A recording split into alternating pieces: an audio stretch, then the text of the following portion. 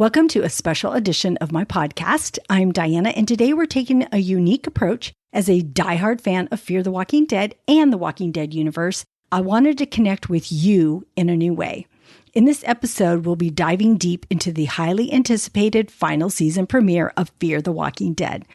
But here's a twist. I'll be going solo for this recap, bringing you my personal breakdown of the key moments, character developments, and intriguing themes explored in this episode.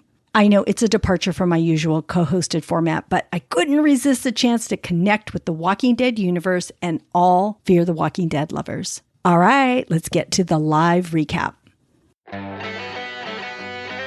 Hi, and welcome to Screens and Focus podcast, where we share and connect as we spotlight our favorite shows and movies. I'm Diana, and today we are talking about Fear the Walking Dead, Season 8, Episode 1. So glad that you're here with me today.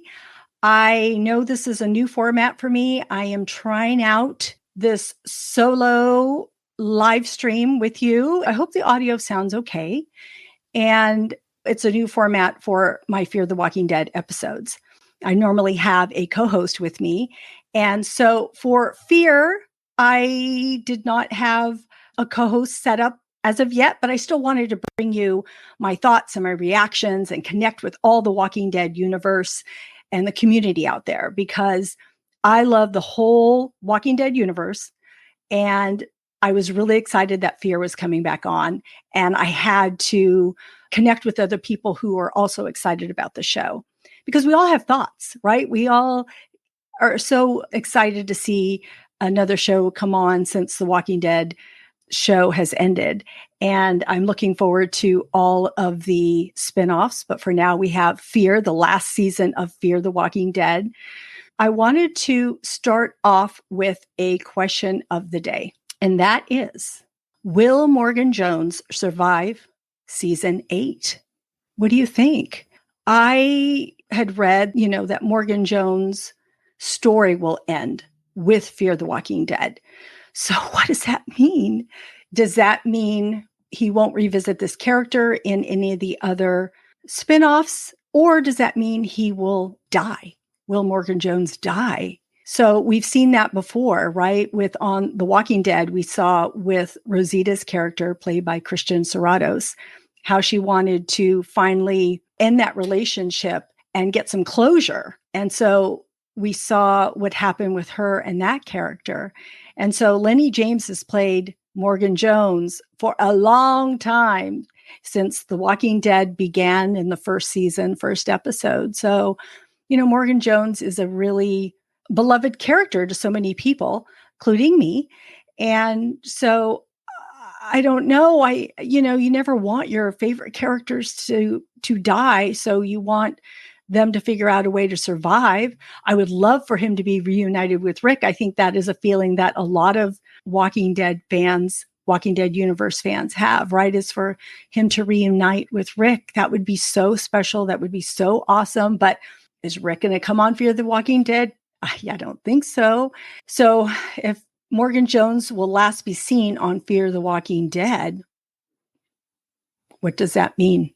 So I know we have to stay tuned to figure it out, but I'm just really curious to know what others think and feel. So in the comments, I would love it if you're here on a live, or if you come back later on a replay, I would love to know your thoughts on that.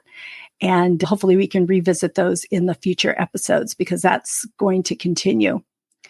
All right. There are spoilers ahead, just so you know.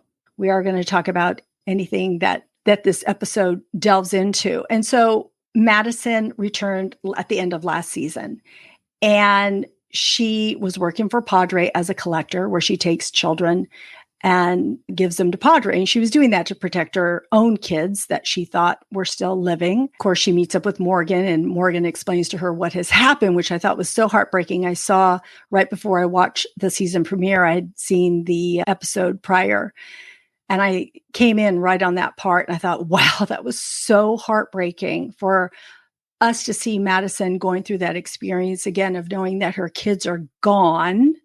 But with saying that, I still think I'm still holding out hope for Alicia. I really am. If I don't see a body, I don't believe it just yet. I think she's still out there until I see that body. I just can't. I know the actress is on a new show and everything, but it'd be nice to have a cameo or just know something hopeful will happen. Anyway, it was heartbreaking to see Madison go through that. But at that point, Morgan asks Madison to help him get his daughter back. And so when this premiered, that is where we start off. We see Morgan being questioned by Padre. Is that a person?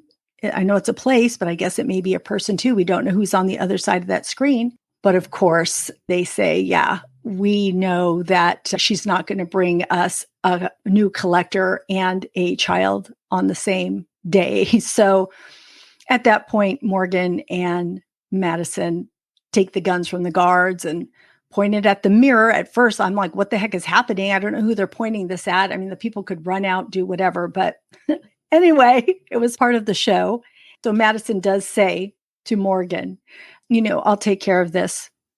You go and get Mo and get off the island. So as far as she knows, that's what has happened. So she was sacrificing herself to save, for what she had done in bringing Mo there and to save Morgan and Mo at that time. So then introduced to a young child, 8 years old. Of course, I knew who it was. I'm sure all of you knew who it was, but let's just go along for the ride.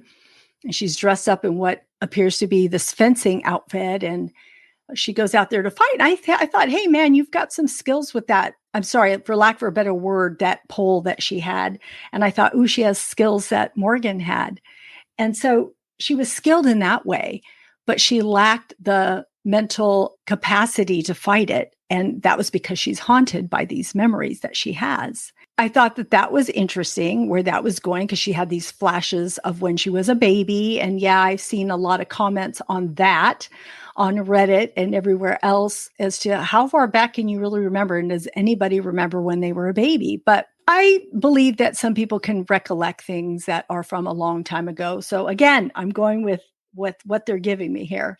So in seeing all of that, she wants to get better skills, not be afraid of these walkers and to be able to fight them. So she asks Dove to help her out. And in doing so, she takes over chores for Dove. Along the way, she finds out that Madison is in this cell being, held there. And we see, of course, Madison not wanting to live and trying to figure out ways to kill herself. And, by grabbing the gun of the guards and other ways. Yeah, did you see her arm? At first, I thought something had bit her when they were taking the blood out of her. But then I thought, oh, maybe she bit herself. Or maybe it's just the scarring from the blood that they're taking from her, which is interesting too. It's like, what are you testing? What are you doing? I don't know if that will come into play. So that'll be interesting to see what happens there. But as time goes on, Ren wants Madison to show her some moves. And at that point, she gets the sledgehammer from her and breaks the glass and again proceeds to get the glass to cut her throat before Ren comes in and says, hey, I'm not going to take the blame for you. I wanted you to help me here. And when she says that, of course, Madison sees the scar on her wrist. And so she realizes she's Mo.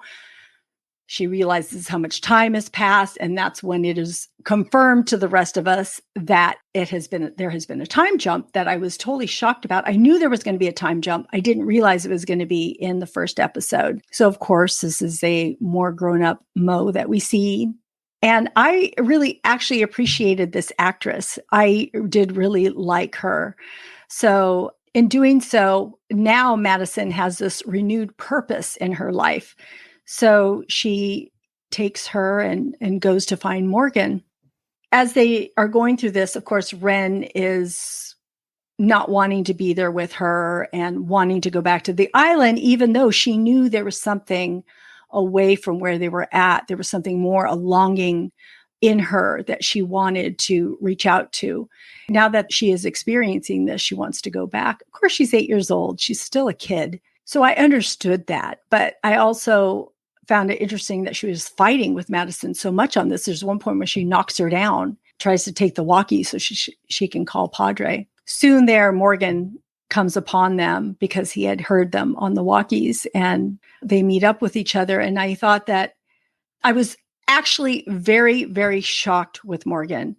My initial reaction is, this is your child and you want her to go back to Padre? What is this? I was actually very irritated about it. But as the episode went on, I realized that Morgan was doing the best that he could as a parent. And he was faced with not being able to protect his child. And I guess in a zombie apocalypse, which none of us have been in, but if you were in that situation, the very first thing is you want your child protected from harm. And so I thought, okay, Morgan, I understand now. It did take me a while, but I understood why he took the actions that he did. Not that I wholeheartedly agreed with them, and not that I think he will keep with, those ideals and thoughts that he has. But I at least came to terms with what he was doing. But it was interesting how he was ready to kill Madison because Padre had said, we don't have any use for her anymore. And he, has the gun to her. And of course he doesn't do it, but he contemplates it because he wants to, again, protect his daughter. But as much as you want to protect your children, you can only do so at what cost, and what are you teaching your children, and how are you going to live with yourself and those that you love? So it's quite a dilemma that all of these characters that we are seeing in this first episode, what they are going through. We see Madison flip one way to another. First, she wants to die, and then she doesn't because she has a purpose again. It makes you think that having a purpose really matters to each of us. We all want a purpose. If you're a parent, we all want to protect our children. So there's a lot of themes running throughout this episode. There's the theme of sacrifice, which you're willing to give up. And there's the parental love, how much you love your children. And there's surviving. How are you going to survive all this? And so all three of these things are throughout this episode, and Morgan and Madison have to deal with all of those.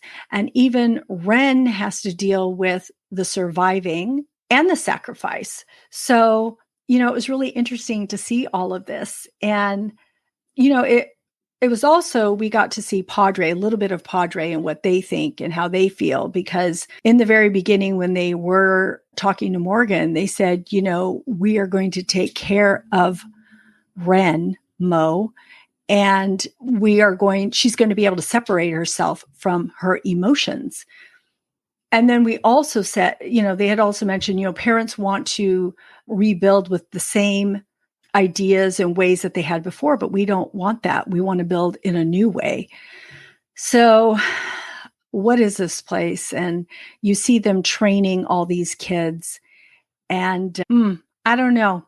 I don't know about this place. So we'll learn more as the episodes go on, but I'm not a fan right now of this place. Yes, they can protect people, but at what cost? So we'll see how that pans out. I did want to bring up with Morgan how at that houseboat, he had that graffiti on the wall, and we saw, of course, he denies that he said it was there previously when Mo, AKA Ren, was asking, what is this for? Why is it here? Who put it here? And he was getting really irritated with her asking those questions. So, there's something he's dealing with. And I thought, well, this was before Grace. We see Grace. And I thought, well, this would make sense if Grace was gone, because he's kind of losing himself and he's thinking about his past. But no, Grace is still in his life. So I want to know what drove him to write those things on there. And I know that we will get to see, because we see in the previews when he goes to King County and how he has to face what happened to his son, Dwayne. And that was a foreshadowing that they have for us in this particular episode. So it'll be interesting to see where that goes. I am trying to think, when Morgan and Ren reunited, she was really reluctant to, I don't blame her, to warm up to him, because I think he called her Mo and she said, that's, not my name. My name is Ren, and swats his hand away. And I thought, oh my God, I'm sure he was somewhat relieved because she wasn't connected to him. But at the same time, being a parent, that's a hard thing to do to take from your child in that way. But we also get to see Ren change throughout this episode. And I think it begins when she pulls out the recording of Grace singing to her and hearing her voice and remembering that. And then when they are trying to get out of that houseboat and we see that she's stuck in the mud and they're trying to get her out, and she has those visions of the walkers trying to get her and Morgan's trying to help her. And again, it's coming back to her. All that Morgan has done, has sacrificed, has protected her. So slowly we get to see Ren on this journey of figuring out what she wants. Even though she's 8, in this apocalyptic world, you're not 8. It ages you up. So she's already preteen to me in knowing what she wants. And we saw that with Judith also in The Walking Dead. So I just really appreciated her character in this and how she evolved from the beginning of the episode to the end. And I think it was just really, really good to see that. The other things that I wanted to briefly mention was at the end when Padres is coming to pick up Ren and they get there. And at first they wanted Madison dead. They told Morgan, okay, we don't need her anymore. But then they're putting her on the boat and said, we have use for you. And I thought, okay, half a day ago or a few hours ago, you're ready to offer. Now you have something for her to do. So they kind of flipped what her purpose is and what they need her for. I don't know if they were testing Morgan. They could have been doing that. And of course, then they take him too on the boat. So I think in doing that, in taking Madison and in taking Morgan and also putting Ren back on the boat as they all head off back to Padre, I think that's going to light a fire under each of them. I think that was probably not the right thing to do. And so we will see them get together and, figure out how to get out of Padre, because I know we see them in the future heading to King County, which I'm so looking forward to. I think that's probably one of the most anticipated for me at this time as to what's going to happen there, because I do want to see him go back and revisit and see what's there and what kind of memories he will face there. I also am really curious as to where everybody else is. I know we're going to see June, and we are going to see a darker June. I believe that is what Jenna Elfman may have said, or I might have read that. So what does that mean? And I'm be really curious to see that.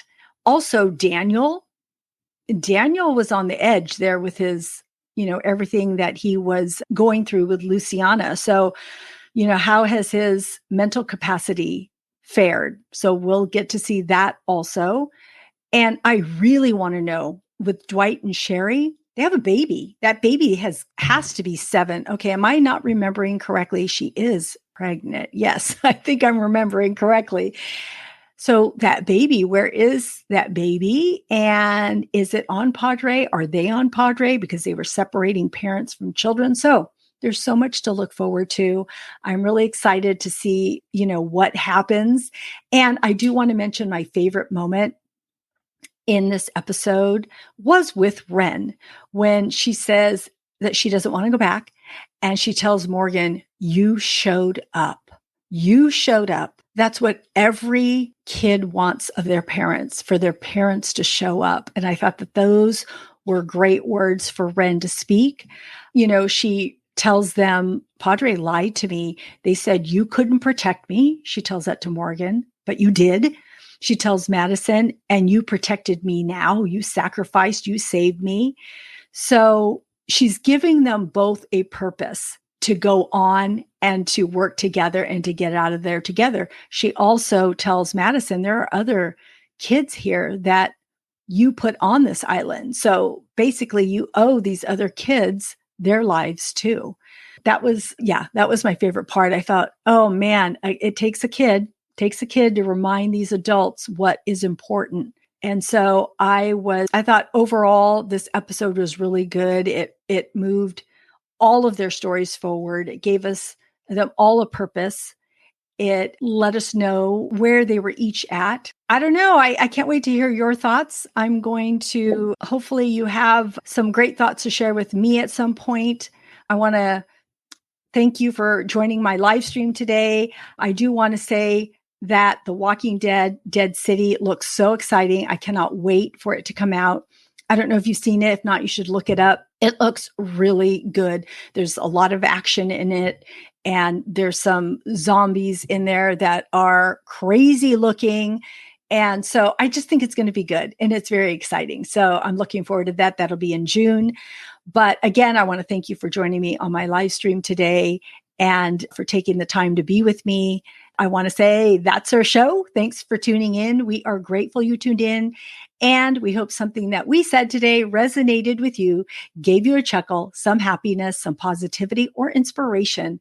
Please subscribe to our website, screensinfocus.com. Tell a friend. We would love more members of our TV club. Next episode will be on Fear the Walking Dead. You can check out my weekly Facebook Live on what to watch this week, and you can find all of that in the show notes or go to my website at screensinfocus.com. And we will see you next time. Bye.